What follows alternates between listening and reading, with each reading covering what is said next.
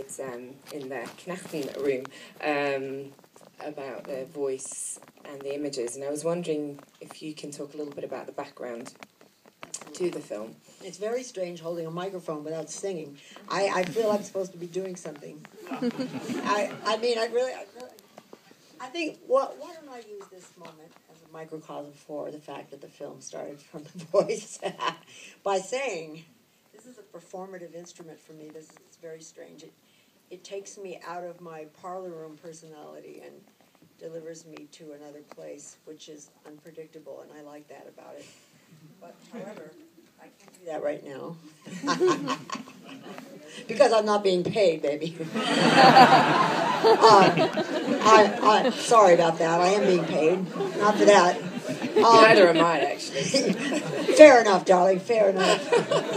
No, actually, the last time I said a comment like that was when I was in the courtroom for the St. Patrick's Cathedral die-in that we did and act up, and I had to go on opposite down rather.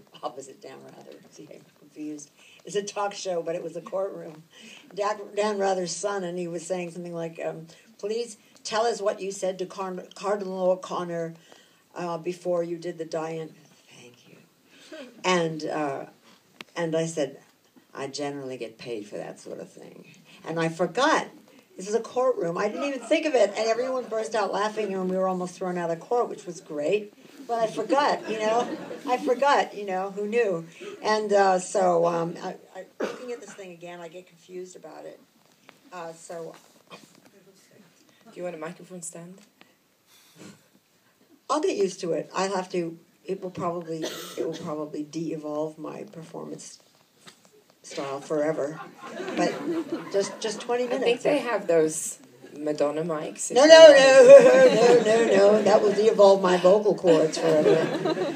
Oh, no, that's all right, darling. Just one sip. Schrei X was a performance in complete darkness? Yes. What happened was I was invited by the Staten Island American radio, new radio broadcasting company, and I'm saying the name incorrectly. It was located in Staten Island, not far from the Willowbrook School. Very much misnamed because it was an asylum, the Willowbrook Asylum, and they asked me to do a piece on Bedlam, and so I said, why, of course, that's what I generally get commissioned for. And so I started working, and the piece was in quadraphonic sound, 4 microphones going to independent channels, and 1 microphone going to all of them, and it reflected the proximity of Willowbrook to the radio station. The Willowbrook was a place where people, right after World War II, started sending their children, their disposable humans, let's say. They started sending them there, and the people would get there, and within 2 days would have hepatitis. So everyone had hepatitis, and we were talking about, I don't know, sometimes 5,000 people, 10,000 people. It was really a very huge population, and it was a really horrific sight. And then there were many papers that were written, and then eventually Geraldo Rivera did an expose about it, and then that was many years afterwards it stopped. But this was in 1930 it started, the Willowbrook? It was opened for business, per se, before the end of World War II, but then it got open. Then it was officially opened after World War II, I believe. I don't have my dates with me right now, but and it didn't close for a very, very long time.